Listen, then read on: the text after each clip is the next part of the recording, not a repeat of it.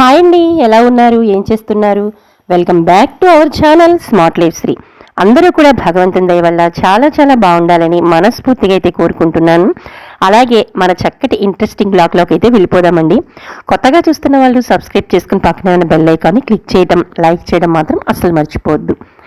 So morning లేచిన తర్వాత మన బ్లాగ్లో ఎప్పుడు ఉన్న విధంగానే స్నానానికి ముందర చేయాల్సిన పనులన్నింటినీ కూడా చేసేసుకున్నానండి. మరి ఈ వ్లాగ్లో ఎప్పుడూ కూడా పిల్లల లంచ్ బాక్స్ అలాగే స్నాక్స్ కానీ బ్రేక్ఫాస్ట్ కానీ ఏం చేస్తున్నాను అనేవి కూడా నేను ఇంక్లూడ్ చేసి పెడుతున్నట్టే. ఈరోజైతే మరి ఏ ఐటమ్స్ చేశాను, ఎంత హెల్తీగా పిల్లలకి చక్కటి ఐటమ్స్ పెట్టచ్చు అనేవి షేర్ చేసేసానండి. సో అంతకన్నా ముందర మన వ్లాగ్లో మార్నింగ్ లేచిన తర్వాత చేసుకునే పనులన్నీ కూడా చేసేసుకున్నాను. ఎప్పుడు కూడా స్నానం చేసి దీపారాధన తర్వాతే లంచ్ బాక్స్ ప్రిపరేషన్ అనేది ఉంటుంది. సో కృష్ణయ్య బృందావనంలోకి వెళ్ళిపోయాం. చక్కగా కృష్ణయ్యని మనస్ఫూర్తిగా అయితే చూసేసాం. తులసమ్మకి దండం పెట్టుకుని ఇక పనుల్లోకి అయితే దిగిపోయానండి. మార్నింగ్ లేచిన తర్వాత ముగ్గు వేసుకుంటాను. అలాగే ఎప్పుడూ కూడా గదులన్నీ ఊడ్చేసుకుని ఆ తర్వాత స్నానం చేసి వచ్చి దీపారాధన తర్వాత నా పనులు అనేవి స్టార్ట్ అయిపోతాయి. సో అందుకేనండి గదులన్నింటినీ కూడా ఊడ్చేసుకున్నాను. ఇంకా మార్నింగ్ మీకు టైం చూపిస్తున్నట్టుగా ఆల్మోస్ట్ నేను లేచిన తర్వాత చేసుకున్న పనులన్నీ అయ్యేసరికి నాకు 5:30 అయితే అవుతుందండి. 5:30 అయ్యేసరికి మా ఇల్లంతా కూడా చక్కగా ఇలా అయితే శుభ్రం అయితే అయిపోతుంది. ఎప్పుడు కూడా నాకు ఇదే ఎన్నో రోజుల నుంచి ఉన్న అలవాటు. సో మరి మార్నింగ్ 5:30 అయితే దాటిపోతుందండి. ఇంకా పనులన్నింటినీ కూడా చక్కచక్క చేసుకుని మన పనుల్లోకి అయితే దీపావళి. ఎందుకంటే లంచ్ బాక్స్ని ఇస్తేనే కదా పిల్లల్ని శ్రీవారిని ఆఫీస్కి పంపించి కొద్దిగా తీరుబడి తిరిగిన తర్వాత మరలా మన పనుల్లోకి దిగచ్చు కదండి.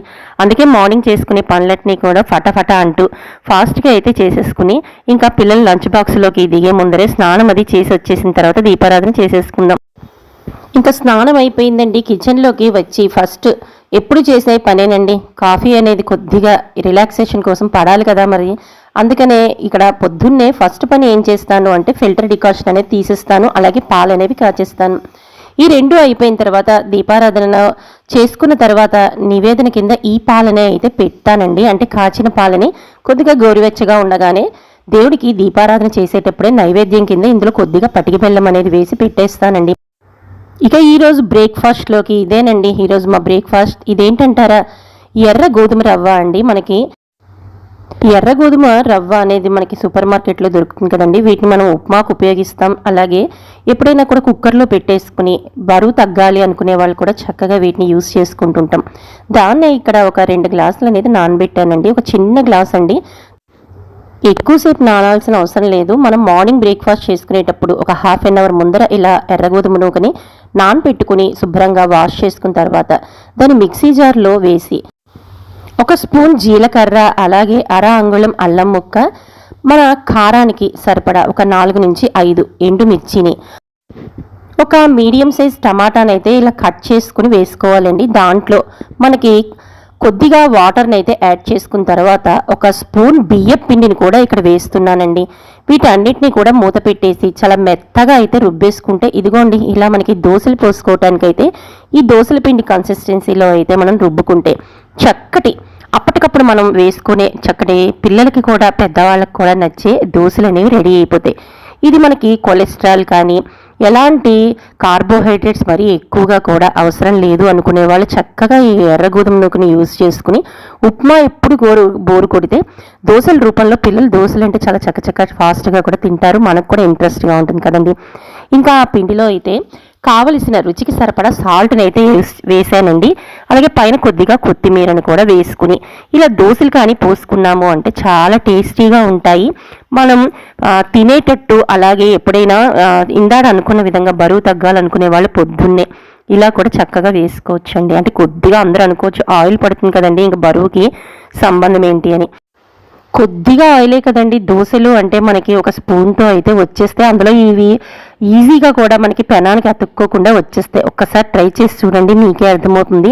ఇంకా మెత్తగా కావాలి అనుకునే వాళ్ళు దోశ పోసుకున్న తర్వాత ఒక్కసారి టర్న్ చేసుకుని తీసేస్తే సరిపోతుంది. లేదు కరకరలాడుతూ కావాలి అనుకునే వాళ్ళు ఒక 2 నుంచి 3 నిమిషాలు ఎక్కువసేపు కాల్చుకుంటే మాత్రం దోశ ఎడ్జిలు అయితే మాత్రం కరకరలాడుతూ అయితే వస్తాయండి. ఎలా కావాలంటే అలా ఈ దోశల్ని మనం వేసుకోవచ్చు. అంతేకాకుండా ఈ దోశలు మాత్రం పెనం కొద్దిగా వేడెక్కినప్పుడు మాత్రం వేసుకుంటే చాలా ఈజీగా వచ్చేస్తాయి. ఇంక ఇక్కడ చేస్తున్న ఈ ఐటమ్ని అయితే గోధుమ పిండితో అయితే చేస్తున్నానండి. మీకు ఇది స్నాక్స్లోకి కావాలంటే పిల్లలకి స్నాక్స్లోకి చేయొచ్చు, డిన్నర్లోకి చేయొచ్చు, లేదా ఎప్పుడైనా సరదాగా పిల్లలు రోజు తినే ఫుడ్ బోర్ కొడుతుంది అన్నప్పుడు లంచ్ బాక్స్లో కూడా ఇవ్వడానికి చాలా బాగుంటుంది. ఇక్కడ నేను ఓన్లీ గోధుమ పిండిని మాత్రమే యూస్ చేశానండి. మీరు కావాలంటే 1:1 రేషియోలో అయితే గోధుమ పిండికి జొన్న పిండిని కూడా యాడ్ చేసుకుని చక్కగా పిల్లలకి హెల్దీగా అయితే పెట్టచ్చు. సో ఇప్పుడు నేను చూపిస్తున్నట్లుగా ఇక్కడ ఒక కావలసినంత గోధుమ పిండిని అయితే తీసుకుని ఇందులో ఆకుకూర కూడా మనం వేసాం కాబట్టి చాలా హెల్దీగా పిల్లలకి చాలా వరకు కూడా మనకి ఆకుకూరల ద్వారా అందే పోషకాలన్నీ కూడా అందుతాయండి. ఇదిగో గోధుమ పిండిలో నేను వేసింది అయితే పాలకూరనైతే మిక్సీ చేసేసి ఆ పాలకూర ముద్దను కూడా ఈ గోధుమ పిండిలో వేసి కొద్దిగా సాల్ట్ని అయితే వేసి ఇదిగోండి ఇలా అయితే కలుపుకొని చపాతీ పిండిని మనం ఎలా అయితే రెడీ చేసుకుంటామో అలా రెడీ అయితే చేసుకుని పక్కనైతే పెట్టేసుకున్నానండి. ఇంకా ఎక్కువగా పిల్లలకి పన్నీర్ అనేది వేసాము అంటే చాలా ఇంట్రెస్ట్గా తింటారు కదండి. మరి ఏమంటారు? మా పిల్లలకైతే ఇందులో అయినా కొద్దిగా పన్నీర్ అనేది యాడ్ చేస్తే మాత్రం చాలా వరకు వాళ్ళు టేస్ట్తో పాటు చాలా ఎంజాయ్ చేస్తారండి. అందుకే నేను ఇక్కడ చేస్తున్న ఈ ఐటెంలో కొద్దిగా పన్నీర్ని కూడా తురుముతున్నానండి. నా దగ్గర పన్నీర్ తురమడానికి ఇలా బాక్స్ అయితే ఉంది. ఇది నేను డైరెక్ట్గా అయితే తీసుకున్నానండి. మళ్ళీ చాలామందికి డౌట్ రావచ్చు ఆన్లైన్లో ఏమైనా తీసుకున్నారా అని. లేదండి, ఇది నేను డైరెక్ట్గా షాప్ నుంచే పర్చేస్ చేశాను.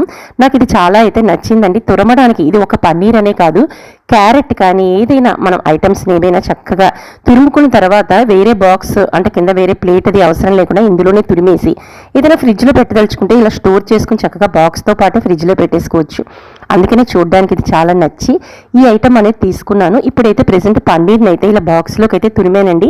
ఇలా కొద్దిగా తీసుకున్న పన్నీర్లో హాఫ్ ముక్కనైతే తీసి ఇలా మెత్తగా తురిమేసుకుని దాంట్లో మనకి హెల్దీగా ఉండే ఐటమ్స్ ఏనండి అన్నీ చక్కగా పిల్లలకి పెద్దవాళ్ళకి అందరికీ ఇష్టమైన క్యారెట్, అలాగే ఇక్కడ స్వీట్ కార్న్ ఫ్రోజన్ది అయితే డైరెక్ట్ వేసుకోవచ్చు. నేనైతే నార్మల్దే కాబట్టి ఒకసారి ఉడికించి అయితే వేసుకున్నాను. ఇంకా దానిలో మనకి టేస్ట్ కోసం కొత్తిమీరని అయితే యాడ్ చేసుకున్నానండి. అలాగే రుచికి సరిపడా సాల్ట్ను కూడా యాడ్ చేశాను. ఇక ఫైనల్గా అయితే కొద్దిగా కార్న్ ఫ్లోర్ని ఒక స్పూన్ అయితే వేసుకున్నానండి. అన్నీ వేసుకున్న తర్వాత పైన మనకి ఇష్టమైన స్పైసెస్ అంటే కారం, గరం మసాలా, అలాగే కొద్దిగా ధనియాల పొడి, వేయించిన జీలకర్ర పొడి అన్నిటినీ కూడా ఒకసారి ఆ కట్ చేసి తురుముకున్న అన్ని కూరగాయల్లోనూ కూడా వేసి మిక్స్ చేసేసానండి. ఇది చాలా వరకు చాలా చాలా టేస్టీగా ఉంటుంది. మన పెద్దవాళ్ళు కూడా ఎప్పుడైనా తినడానికి కూడా చాలా బాగుంటుందండి.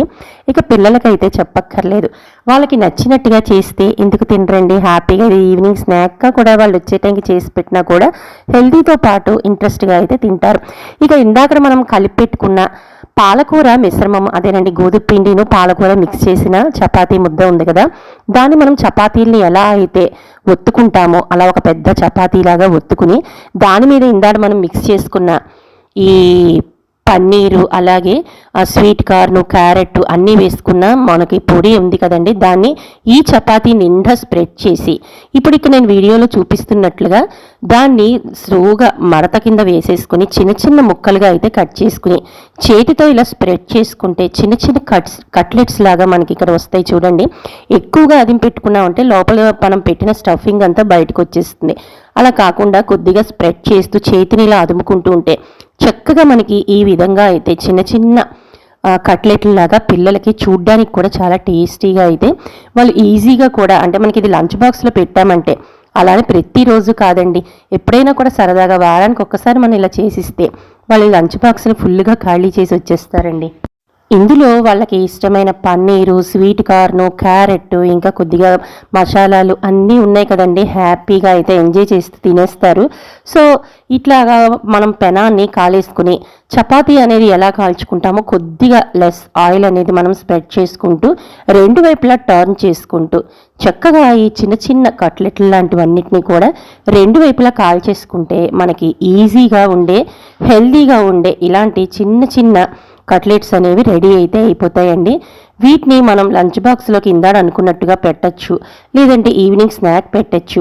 ఎలా ఇష్టమైతే పిల్లలకి అలా చేసి పెడితే వాళ్ళు హ్యాపీగా కడుపు నిండా తినేస్తారు. ఇదిగోండి ఈరోజు కొద్దిగా లంచ్ బాక్స్లో కంటే ఎప్పుడు చేసుకునే కాయగూరల్లా కాకుండా అంటే ఐటమ్స్లా కాకుండా పప్పని కూరలని ఇలా కాకుండా ఈరోజు లంచ్లోకి వీటితో పాటుగా కొద్దిగా రైస్ అనేది ఉండాలి అని నా ఉద్దేశం అండి. అందుకని చక్కగా అందులోని క్లైమేట్ చల్లగా ఉంది కదా, పెరుగన్నంతో పాటుగా కొద్దిగా ఆవకాయని కూడా పెట్టేసి ఈ కట్లెట్స్తో పాటు వాళ్ళకి లంచ్ బాక్స్ అనేది ప్రిపేర్ చేసి ఇచ్చేసాను.